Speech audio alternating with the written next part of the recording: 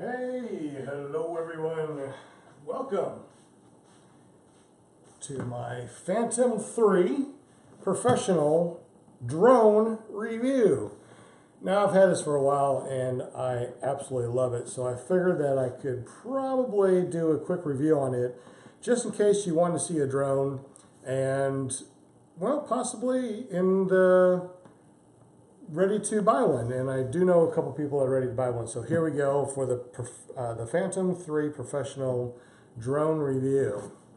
Comes in a pretty box, but I also have a backpack that allows me to take this drone anywhere that I want to.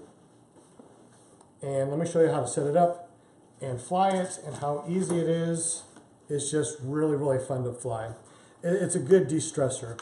So anyway, this is the actual drone itself. It's not all that big or heavy. And this is the controller. Now you're probably wondering, well, look at the antennas. How far does it go? This will go more than 3 miles out and 3 miles up. However, you are not allowed to get it to fly it out of your sight. And you're not allowed to go over 400 feet in the air. So, why can you do all that? Why can you go 3 miles up and 3 miles out? I don't know. So anyways, comes with blades, props. I got some nice ones here. They come with the white props and batteries and some repairing utilities. So anyways, this is really good if you want to go out hiking and you can take it with you. It's I've actually done it a couple times. It's really great. But let's get to the actual drone itself, because I know that you're really interested in actually seeing this particular drone. So I'm going to take one of these batteries out. This is a smart battery. You can press it right there and you can see if it's charged or not. And it is fully charged. 4 bars for fully charged. 3 bars showing it's 75, and you know how that works. This is considered a smart battery. So we're just going to put the battery in the back, like so. Easy peasy. It also has a 4K video camera, and it has a 3-axis gimbal. On the side here, that's where you put your card, so you can actually record straight to this card in 4K. And you also can take pictures. Different ways of taking pictures on there. Anyway, to put the props on, gray, little black dot, black dot, gray, black dot. Pretty easy. You can't mess them up. So put them on. On the side here shows you the way to turn it if you want to lock it or take it off. So just put it on and spin. And then tighten up. Really, it's that easy. I usually leave them on all the time anyway because, well, don't take it out too much in the backpack. And I got a place for it at home. Also, too, if you want to, you also can put on some of these right here. So if you're new to flying, or if you're flying someplace that you got to be careful that you don't want the blades to run into, definitely put these on. I got these. These are clip-ons, so you can easily clip them on if you want to use them. If you're going to be flying in the house, I suggest you put these on, and we're going to show you how this works. So I'm going to be flying it in the house. So I'm going to put these on just to be careful, just to be safe. These blades spin pretty quick, pretty fast, so you don't want to take a finger off. I don't think you could take a finger off, but I don't want to try that and find out. This is the remote control. It's pretty easy. It's just your regular controller. It has a home button, which means that if you lose it, you can press this home button and it'll come right back to where you launched it. Power button, and you have some more buttons back here. This one will control your camera going up and down. and this one over here takes pictures, and then you can program the other two to do whatever you want to do. You also have different switches here. You have P, A, and F. P is your fully functioning, connected to GPS, hard to screw up.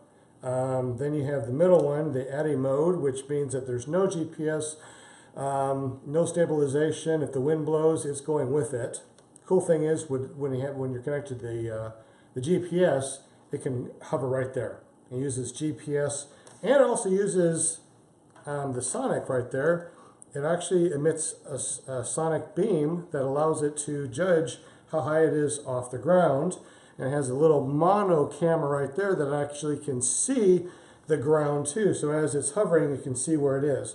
So if you're hovering over something that's solid like this, a solid cover, it may not know where it is because it's all black. It'll hover all over the place. So you got to be careful about what you're hovering over, especially like water, which is like glass to this, and it may not know where the top of the water is and fall right into the water. So don't hover really low over clear glassy water. We'll just try to go down to the bottom. Anyway, this thing right here will connect to a smartphone or a tablet. I'm using this tablet right now for the Mevo live event because I'm streaming this live so you can see this. So we're going to use my cell phone instead. Let's see. I'm going to open up my DJI app.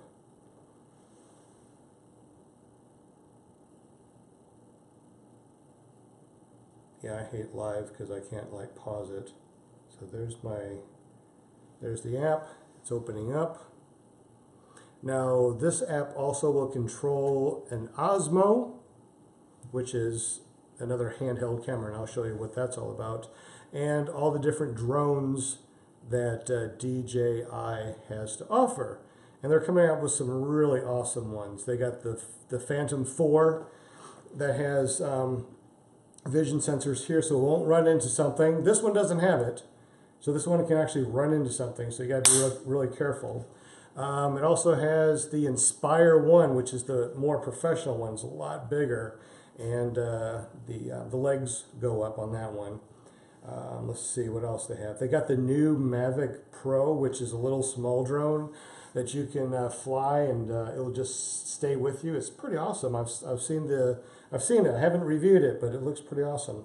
Anyways, to actually turn this on and get this thing all started, what you want to do is you want to start your transmitter first by pressing and holding. That turns that on. Now we want to do this one first because if you turn on the drone first and there's some, I don't know, it could happen, I seriously doubt it, but if there's a rogue signal that says fly up, as soon as you turn this on, you'll kick on to fly up and you'll never see it again, right? So be careful with that. So same with that, you press and hold. And the camera will spin around and orientate itself.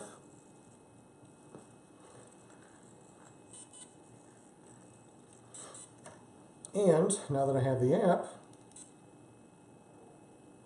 I'm going to turn off all this other stuff I have running in the background, relaunch the app, plug it into this, because now it knows what I am using.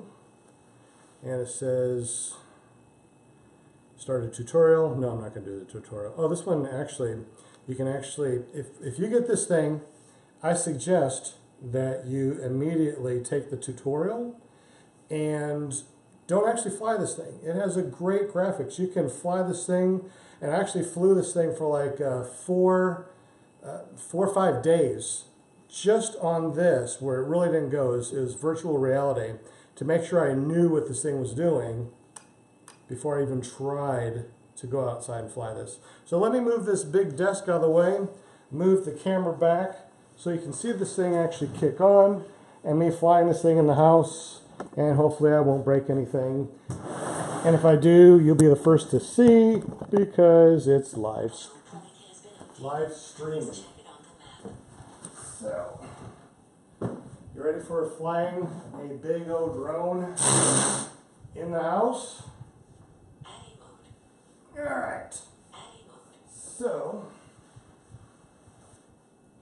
this is going to be fun, right? Right by the glass curio, could go up and run into something. That'd be really neat, right? So anyways, this is the screen. Shows you where I am. I can actually tap the map, see where I am on the map. This is what the drone actually sees. I can use this button right here and I can scroll up. Hi, can you see that? So that's pretty cool.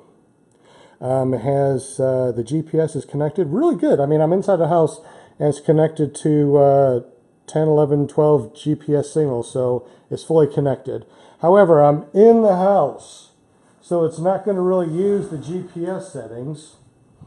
I have to be very careful. Now, this thing will actually take off by itself.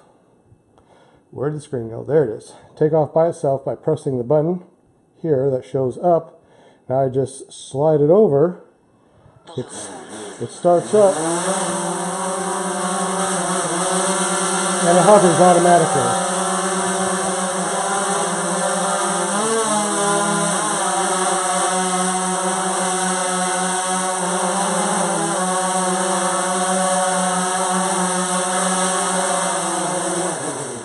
Now it's kind of loud. It also has a way of, what do you call it? Landing by itself. So it's really easy for me to fly it in the house. However, I bet you want to see what this thing can do outside. So we are going to take it for a little trip outside. It's Halloween, right? All right, so let's go out here so you can actually see this thing fly. Now this is running off my Wi-Fi and the speaker's here, so you won't be able to hear me for a moment. Let me get the drone, put it out here, and you can watch it.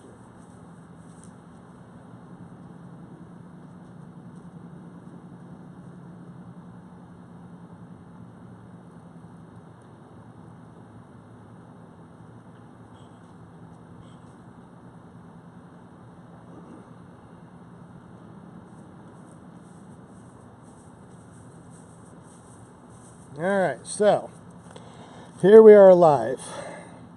What I'm doing is I'm placing that to face forward, and to start it off I can actually press the two levers down like this has been updated. Take off. And it starts up the drone. So now I'm going to lift off and come back this way. So now I'm just going to let it hover there. I'm not touching it at all. And it shows me that I'm about 3 meters high. It shows me how far away the drone is from this. And we can turn around and actually see us. Check it out. So this is like another camera. There we go. So there we are, and the drone is. Pretty cool, huh? So I'm going to turn around and tilt this up a little bit. There we go. So it's really easy to maneuver. You can yaw left and right, and go down and go up, left and right, forward and back, or a combination of all. When you're flying it for the first time, it's good that you orientate it away from you, so as you're flying it straight on the controls, when you turn left and right, you can actually see it turn left or right. Of course, when you turn around forward so it's facing you, now when you're turning left and right, up and down, it's the opposite for left and right. And if you do the wrong thing at the wrong time, you can definitely have yourself an accident, and you don't want that.